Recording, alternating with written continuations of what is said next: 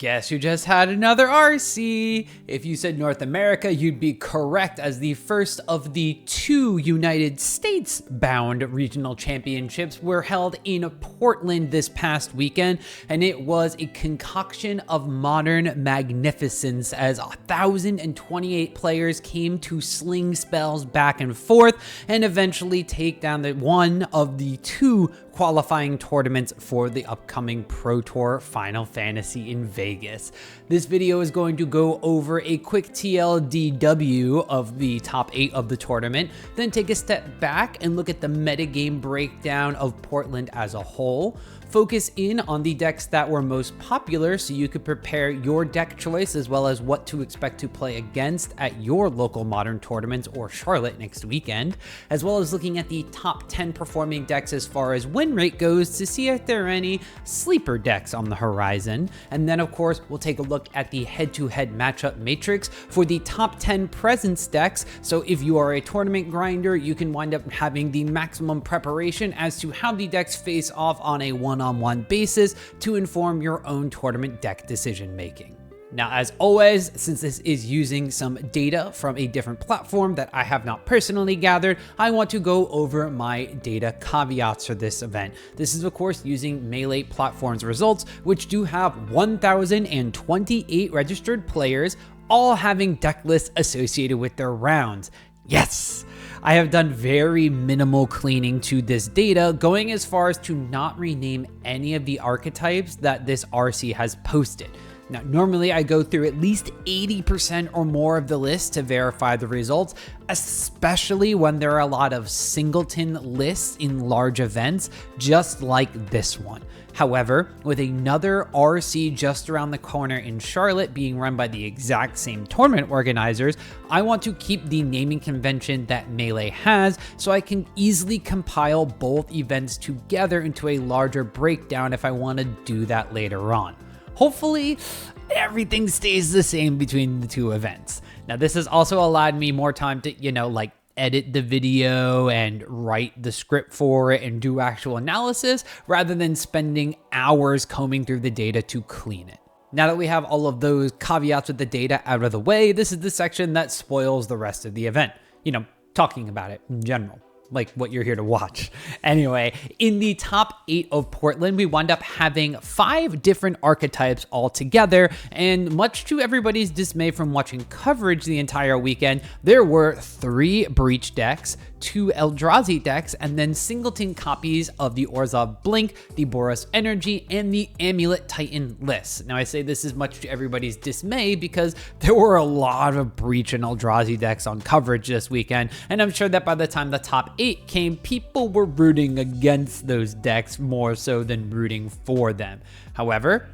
it was a little bit to their fortune, I guess I'll say, that in the quarterfinals, the first matchup we saw was Amulet Titan taking down one of those Breach decks 2-1, and then the Energy deck actually taking down the other Breach deck 2-1 as well, which only leaves 1 Breach deck left, which did actually take down the singleton Orzhov Blink representative in a 2-0 head-to-head matchup. Then we had Damien's Eldrazi list going up against the opposing Eldrazi list from Alan Hubbard, which was kind of like an archetype team kill, and surprise, the Eldrazi list won. No, it was Damien's Eldrazi list that won 2-0 in that quarterfinal. That brought us to a semi-final showdown between Titan and Boros Energy, where Amulet Titan depowered the Energy deck in a 2-1 series, while the Breach deck on the opposite side ground the Eldrazi deck to a halt with a 2-0 victory in that head-to-head matchup. That set up an all-time showdown between 2 basically combo decks in the format, Amulet Titan and the Grinding Station Temur style of Grinding Station Breach deck, where the Amulet Titan list was actually able to pull it out 2-1 in that grand final, meaning that Peter was able to take the entire RC down and wind up taking first place on Amulet Titan. So while in the end the Breach deck didn't actually take the event down entirely, it did earn a Worlds invite slot, and that is how all of the top tables in Portland wound up playing out. But we are going to jump back at the beginning and take a look at the event as a whole, because there are some pretty important things to point out at this event by taking a look at the metagame as a whole and breaking it down by the deck archetypes. There are 1,028 players with 86 unique deck archetypes in the room at Portland, with 41 of those archetypes being the lone singleton copy in the room. That meant that 47.7% of the metagame was made up of rogue decks, although some of these are surprising to see in this area, like Tameshi Belcher, which is slightly different from the mono blue version, and decks like mono green Tron. That left us with only 7 archetypes having 2 copies in the hall, 6 archetypes with 3 copies, and 3 archetypes with 4 copies at Portland. Now, the other 33.7% of the RC metagame were decks that had 5 or more copies in the room, which means at least a third of the decks had somewhat decent representation. However, this spread of decks doesn't even compare to the top decks in the room, specifically the most played deck in Temur Grinding Breach lists, with 176 total decks comprising of 17.1% of the total metagame. The Breach list had more decks at Portland than if you added up every single archetype with 8 or less copies in the room, which, by the way, is 81.4% of the archetypes played. That just goes to show how popular the deck became in the span of just a few weeks from the last couple of RC events. Now, another deck hot on its heels was the Eldrazi Ramp list, boasting 153 copies for a 14.9% of the overall metagame share, another significant increase from the RCs the previous weekends. Dethroned for the first time in a while was Boros Energy, still taking 3rd place in the metagame share with 149 copies and a 14.5% share. The Orzhov Blink deck was talked about a lot leading up to the event and did show up with 80 copies for a 7.8% of the metagame share, while Amulet Titan saw an increase in pilots with a 5.4% of the meta share and 56 total decks played. 6th place was a slight variant on the Boros Energy list, taking away 4.4% of its metagame share, as the Jeskai Energy gave the deck some extra blue options like Mockingbird, Consigned to Memory, and a seemingly forgotten card advantage spell in Expressive Iteration. These add-ons were enticing enough for 45 players to splash a color. Similarly, 2 versions of the Oculus Murktide style of deck saw play at this RC, with Dimir Oculus still being the slightly more popular version with 33 decks and a 3.2% metagame share, a large fall down the ladder compared to the numbers it saw played in Prague, where it was the 2nd most played deck archetype. Meanwhile, the Esper version still touted Psychic Frog and the Flying Eyeball, but main decked Pest Control and ran Stony Silence in the sideboard to deal with the uptech in Breach in other small artifact type decks. We'll take a closer look later on to see how these two performed to determine if the splash was worth it or not. Now, rounding out the top 10 decks were Domain Zoo and the 4-color version of the Breach deck, enough to take up 2.4 and 2.3% of the metagame respectively. More decks of interest are just below the top 10, with Ruby Storm and Mono Blue Belcher coming in at 2.2 and 2% of the metagame share, with just over 20 copies each, and Dimir Mill showing up with 9 pilots in the room for a 0.9% metagame share, much to many crab haters' dismay. Top performer from Prague, Samwise combo, also had 8 copies in the room for a 0.8%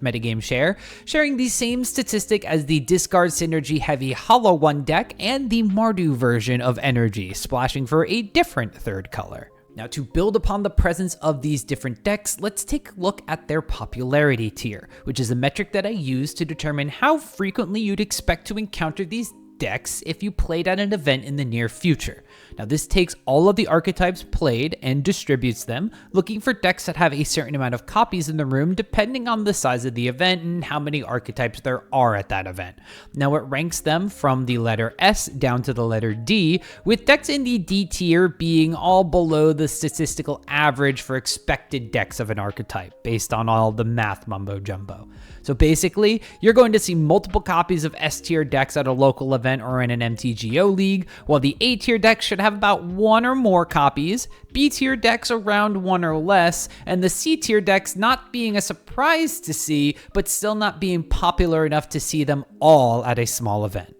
Starting at the top of everything with the S tier decks, we have a solid big 3 for Modern now, as Grinding Breach, Eldrazi Ramp, and Boros Energy all had enough copies to be considered S tier.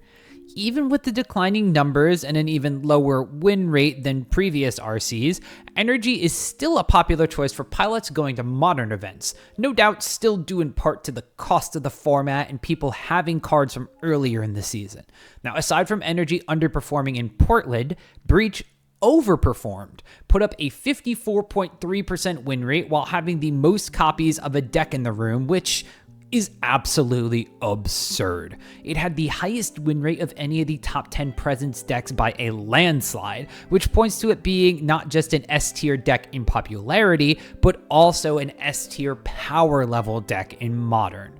Meanwhile, Eldrazi Ramp broke even with a 50% win rate, which is normally very impressive for a deck with such a large metagame share, but looks a little less spectacular when Breach is sitting right there with like record-breaking numbers. The A tier of, well, singular deck for Portland was just the Orzhov Blink deck, endearingly referred to as Dog and Taxes by Michael Madrews. Now, the Felia-powered ETB deck mustered slightly above 50% in win rate, giving it a really solid performance on the weekend and putting it in arguments alongside the Energy list to be the best quote-unquote fair deck in the format, or at least non-combo deck in the format. Now, the disruptive elements to the deck gave it an angle of attack that not all sorts of lists will have access to, while blinking an Overlord of the Baelmerg is just unfair enough to put the deck ahead in grindier matchups. Hey, looky here, we actually have a B tier of popularity for this event. The often overlooked tier of decks houses the archetype that won it all, as Amulet Titan had a 51.3% win rate on the weekend, adding fuel to the combo deck win rate fire that the format seems to be gravitating towards. Meanwhile, that blue splash in Energy ended up outperforming the stock Boros list, having a 51.7% win rate across its 45 pilots, which is a solid 5.5 percentage points higher than that Boros Energy had. Now, the last tier of popularity we'll look at is the plethora of C-tier decks that Portland had, where the win rate starts to take a nosedive into the underperformance area, save for the mono blue Belcher deck that was able to put up a 51.5% win rate. Perhaps it should have a larger metagame share like it did a few weeks ago in Prague, just saying. But unfortunately for the Oculus decks in the format, they both clocked in at a below 50% win rate again, although the Esper Splash performed much worse against the swath of decks at Portland, with a 39.5% win rate for the deck splashing hate cards targeted at very specific lists. Now, Dimir had a small improvement from RC Prague specifically, putting up a 48.4% win rate overall, which is still under 50% and probably makes me question sleeving up Murktide Regents in the near future anytime soon. Now, as for other deck splashing colors, the 4-color version of Breach was a massive drop in win rate compared to the stock Temur versions, falling down to a 39.9% win rate overall. Now, Corey Baumeister on social media earlier pointed out that despite the mana issues the deck could face, he expected it to perform a little bit better than it showed here. So just a little disappointing overall, and the addition of like Portable Hole was not enough to compensate for those weird mana issues. Now, one deck to point out is Ruby Storm, which, like Dimir Oculus, had an abysmal weekend just a few weeks ago, but bounced back a bit here and put up a 46.6% win rate, which is still not the greatest. But with more and more decks going faster and faster, Storm's ability to play the combo game as fast or even faster than most seems to be quite attractive to the 23 players that brought it to Portland. Stepping back from the popularity contest for a moment, let's take a look at purely how much a deck was winning. So let's take a look at the top 10 decks ranked by their win rate, regardless of the number of decks that they had in the room. Now, I want to note that this is a great place to try to find something that is a little counterintuitive to the specific metagame played at this tournament, or something that is flying a little bit under the radar, like a rogue deck or a new brew. But when you are looking at these lists, I want you to keep sample size of these decks in mind. Something like a deck with a high win rate that only has one copy of the deck in the room is not sufficient data to say that it is the best deck in the format. Speaking of talking about best decks, at least when it comes to win rate, 4-color control is back, baby. Take those jelly beans and risen wreaths out of cold storage in your shoeboxes and sleeve up the Wrenn and 6 as the original value engine somehow put up fantastic numbers, doing the most fair value things possible by just playing lands, while other decks were out here playing Mox Opals. Now, top placing pilot Joseph Kesting came in 37th place with an 11-4-0 performance, playing against B tier or higher decks in 13 of the 15 rounds played, having losing games against Orzhov, Titan, and 2 Eldrazi lists. So the 4-color control list might be something to look at, although I'm still not convinced that Omnath and Friends is the greatest thing to be doing when decks are winning before you can cast Omnath. 5-color Reanimator kind of cheats its way onto the top of the list here, as the Singleton pilot was a 3-2-0 drop from the event Jerry Thompson. But hey, he technically had the second highest archetype win rate at the event, so you could put that as the tagline on your next podcast, Jerry. I'll take full responsibility for it. Now, I'm not going to spend too much time talking about the deck since it was a drop from the event that placed it so much higher, but I will direct you to the last episode of the Jerry T podcast where he and Michael Majors discuss his process from going from Grixis or Esper to 5-color, including a riveting discussion about how one Hallowed Fountain may or may not have convinced him to go the full 5 colors. He also had a very good deck tech with Nick in the deck tech area on the Star City Games coverage, so you could probably go back into the VOD or check out the Star City Games YouTube channel if you want a full rundown on the deck from the pilot himself. Now, a few decks clocked in at a 55.6% win rate on the weekend, which, just to note, with these single sample size decks, is not enough to make day 2.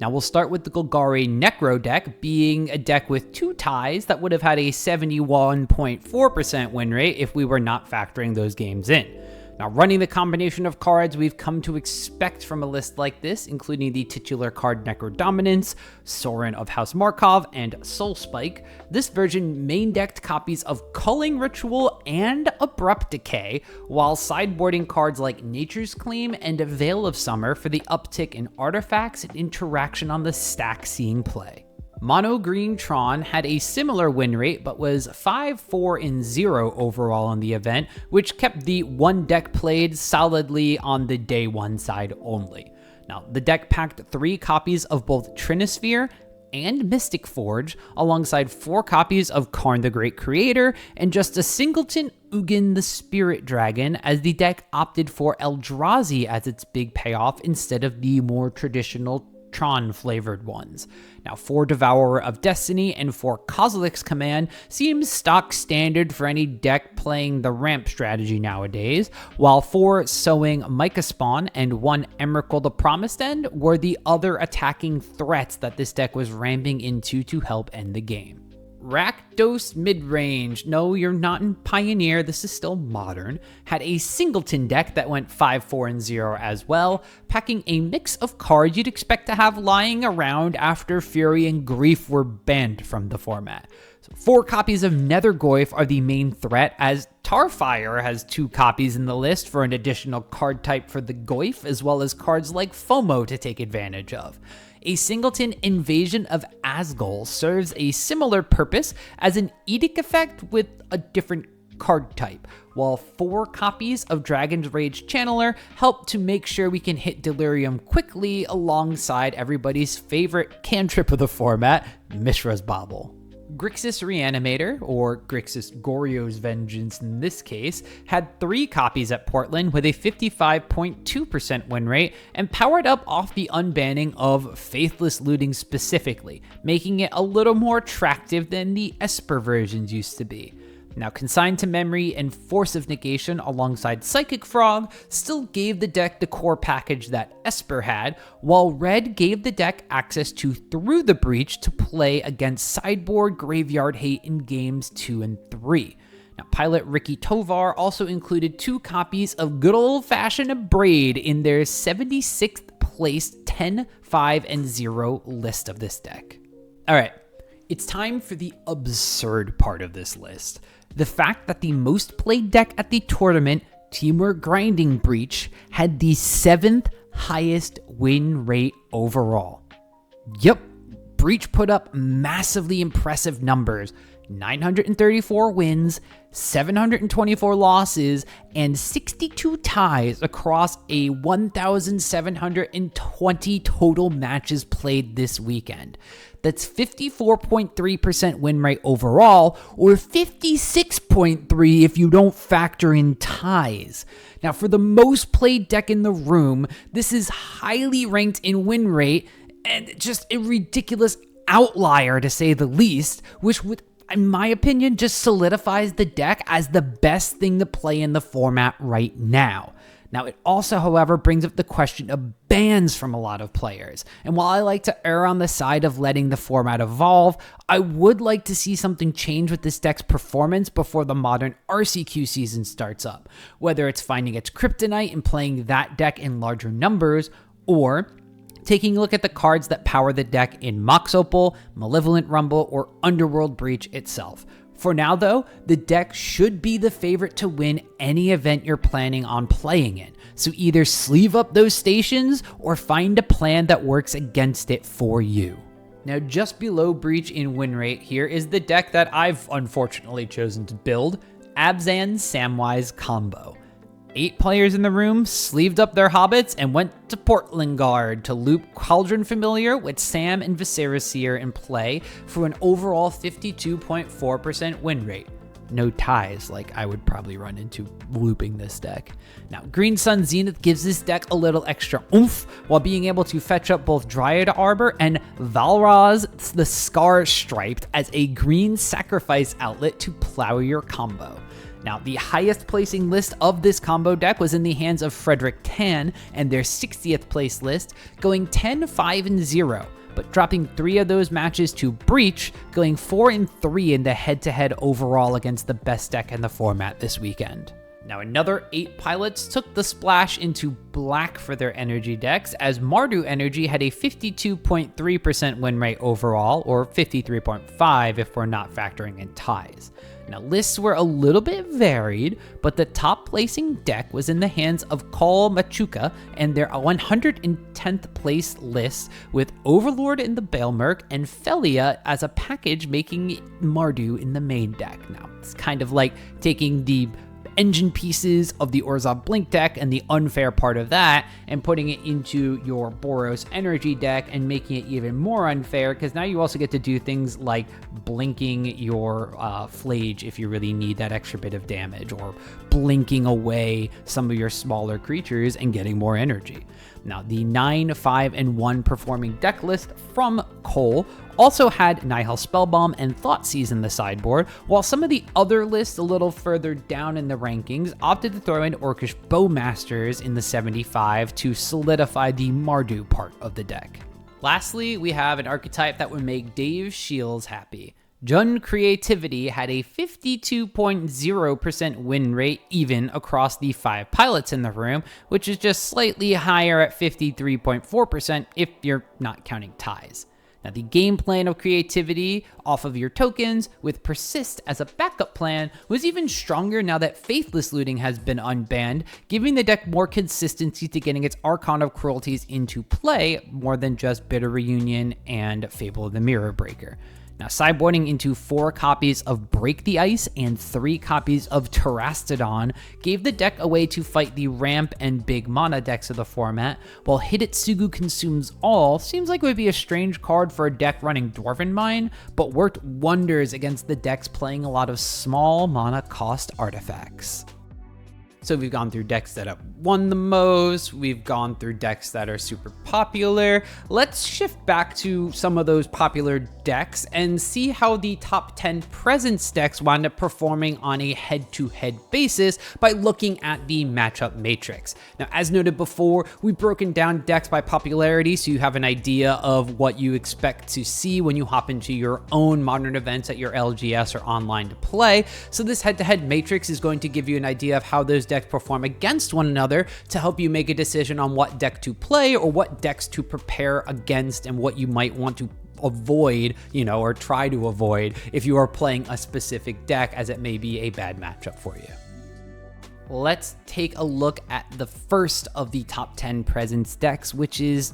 probably best deck in the format, Temur Grinding Breach. Looking at its matchup spread against the top 10 Presence decks, which are probably the decks in the room that knew what was coming and tried to change their deck list to combat it, Breach housed them.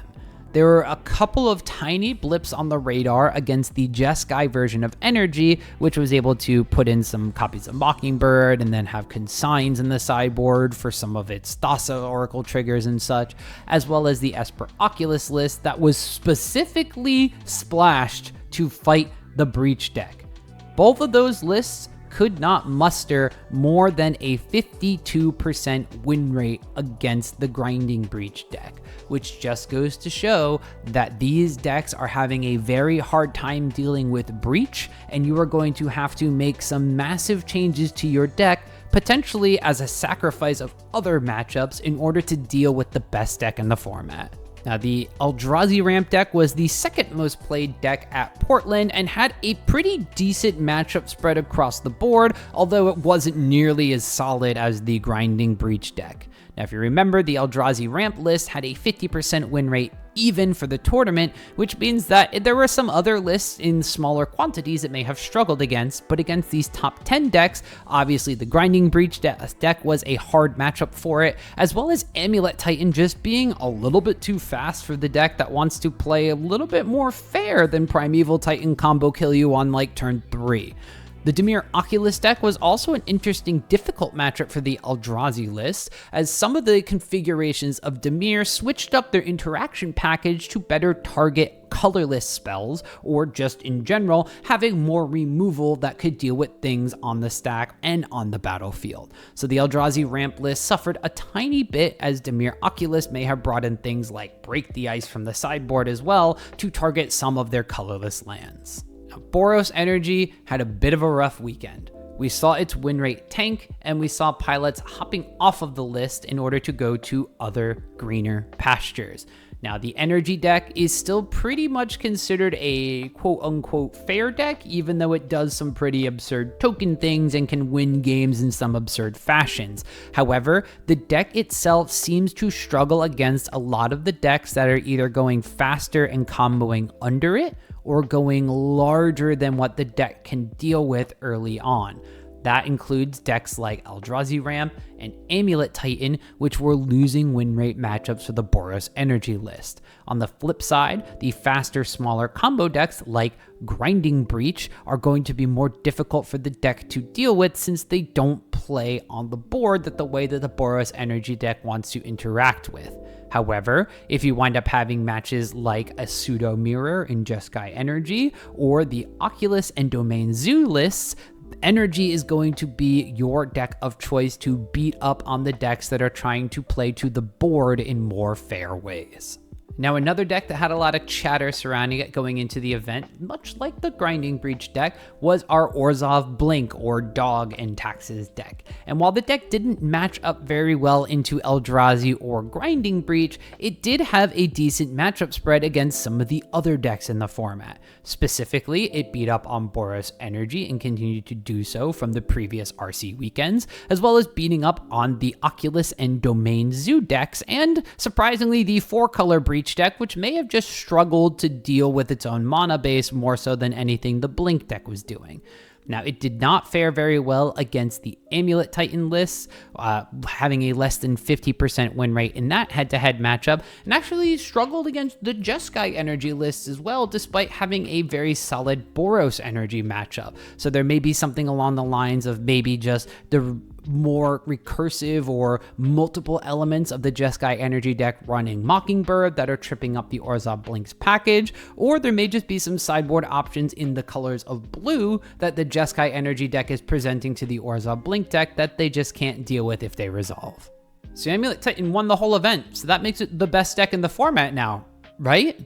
Well, I don't remember reading that in Dom Harvey's guide on the deck. However, Amulet Titan did not have a bad matchup spread against the majority of the field, although it did have lesser matches played because it only had 50-something pilots in the room. Now, it did not have a positive win rate against the Grinding Breach deck, although it did take it down when it mattered in the finals, and it also struggled surprisingly against the Dimir Oculus deck, which I guess just had the right amount of interaction at the right amount of times against the combo deck. However, having Amulet Titan in the hands of experienced pilots that knew a lot of the lines meant that the deck was able to operate and win fast enough against a large swath of the field, having a higher than 50% win rate against every other deck on this page. So if you are willing to put the time and effort into practicing, and even so if you can't practice in like online or in-person paper situations, Amulet Titan and the way you can goldfish with the deck to memorize lines and figure out scenarios is a perfect deck to run if you have a limited amount of actual team testing to do. Well, Jeskai Energy splashed a color, and the win rate was pretty solid against the top decks in the room, or top popularity decks anyway. It had a slightly winning matchup against the Grinding Breach deck, which I'm pretty sure is where pilots were kind of gravitating towards, and by putting in copies of Consigned to Memory, it had a decent Eldrazi Ramp head-to-head as well, splitting that matchup 50-50. Where it did wind up struggling a little bit was against the pseudo-mirror matchup in Boros Energy, as I guess you are just a deck running extra cards for other matchups, so you just have less against your normal Boros deck would in a head-to-head mirror. You also struggle a tiny bit against the Amulet Titan list, having a 44% win rate in that head-to-head matchup, as the deck is probably just a little bit too fast for you sometimes, and taking a look at how the Boros version of the deck does, it also has very similar 43.3% win rate in that head-to-head, so you're not making anything better in this matchup by splashing blue. But you are continuing to still dominate the other more fair decks in the format, like the Oculus list and the Zoo list, which are more than 50% win rate across those boards. All right, well, we spoke ill of the Flying Eyeball, so now let's take a look at where it's actually struggling in the metagame right now. Because the Dimir Oculus list did actually go up in win rate compared to where it was at Prague in Canada the last couple of weekends. Now, the Oculus deck does not have a lot to interact with the Grinding Breach deck, which is why we saw some pilots splashing a third color, so it is not surprising to see a 33.9% win rate in that head-to-head matchup. Now, the other deck that kind of burst onto the scene was the Orzhov Blink list, and that is also a deck that the Dimir Oculus deck is just struggling to deal with. Even worse so in this smaller sample size of 29 matches than the Grinding Breach deck. So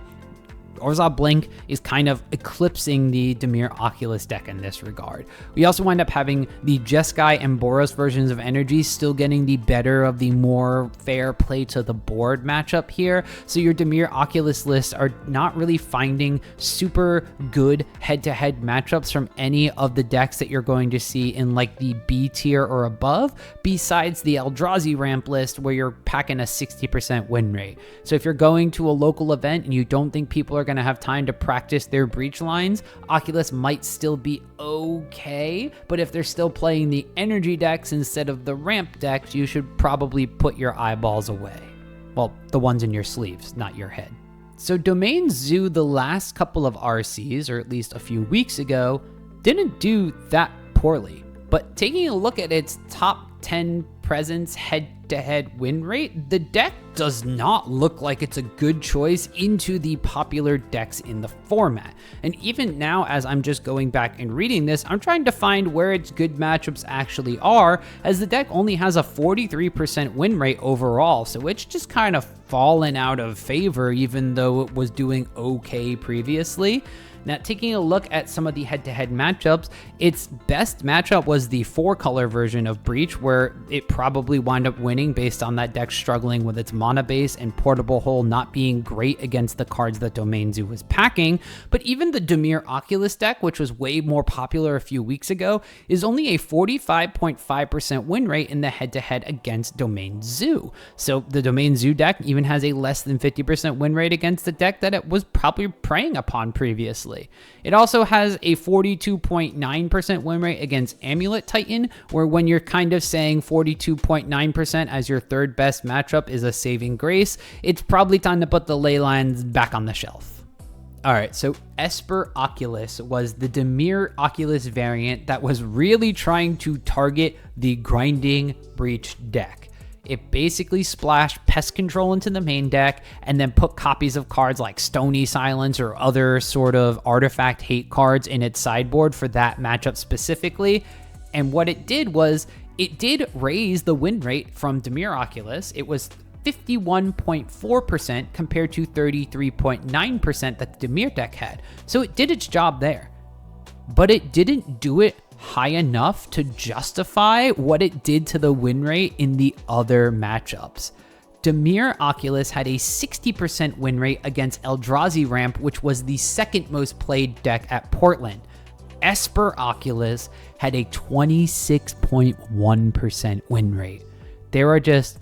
way too many dead white cards that you are putting in for that Eldrazi matchup to justify the Grinding Breach matchup being a bit better, but not having the Grinding Breach matchup be as good as your Eldrazi matchup was previously, and then having the Eldrazi matchup be even worse than what your Grinding Breach matchup was a little bit before on your other version of the deck. And it still wound up struggling against the decks that the Dimir version was struggling against that were not named Grinding Breach. You still had an abysmal win rate against the Orzhov Blink list, and you actually lost some percentage points in matchups like against Amulet Titan or the energy decks like the Jeskai and Boros version specifically on this list. So if you are thinking about splashing white for Esper Oculus, hopefully your tournament is only playing Grinding Breach, as they should be since it's the best deck in the format, and then maybe you're able to eke out 2-1 victories in those back-to-back matches. Rounding out the top 10 presence of the tournament was the 4-color variation of Breach, which was not as good as the 3-color version of Breach. I mean, just looking at the numbers on your screen, seeing 11.1% against the Orzhov Blink list, whereas Grinding Breach had a 53.7% win rate. Not too good. You only have 9 matches as a sample size, and there's going to be a lot smaller sample size for any of these matches here because the 4-color Breach deck was the 10th place Presence deck, so it had far less copies in the room than the other decks here. But still, looking at all of these win rates on your screen and seeing that your only winning matchup was the Boros Energy deck is not the greatest place to be. It could have been last weekend, which is where the 4-color Breach deck looked a lot better and had a higher win rate and cracked into those top 10% win rate decks despite having less copies in the room than the normal Temur Breach version. However, when you're facing against the pseudo mirror matchup, going up against the big mana ramp decks like Eldrazi and Amulet Titan, and then facing down a lot more people sleeving up Felias, the 4th color is not worth it in Breach and you should just stick to Temur.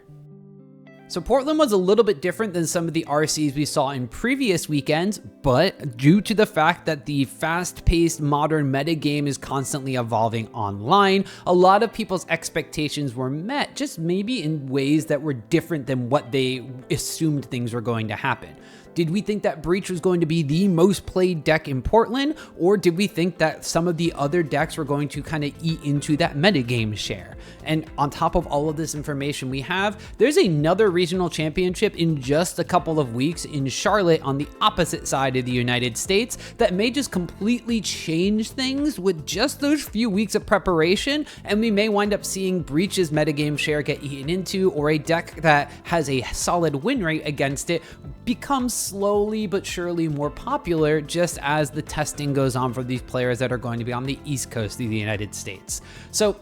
what from Portland stuck out to you, and do you think that things are going to be exactly the same in Charlotte, or do you think that there's something that is going to change and shake the modern metagame in just a few weeks' time of preparation? You can let me know your thoughts down in the comments below, and while you're there, you can give a thumbs up so that the YouTube algorithm and myself know that you enjoy all of these different event metagame recaps. Now, I do want to take a moment to shout out the members to my channel, as I like to do, because they support me and this video specifically in many ways, and of course they've also given a lot of support to all the other videos that I have on my channel. Now, if you want to show your devotion like these fine folks have, you can click the join button down below or at the top of my homepage on my YouTube channel, so you can get access to membership benefits such as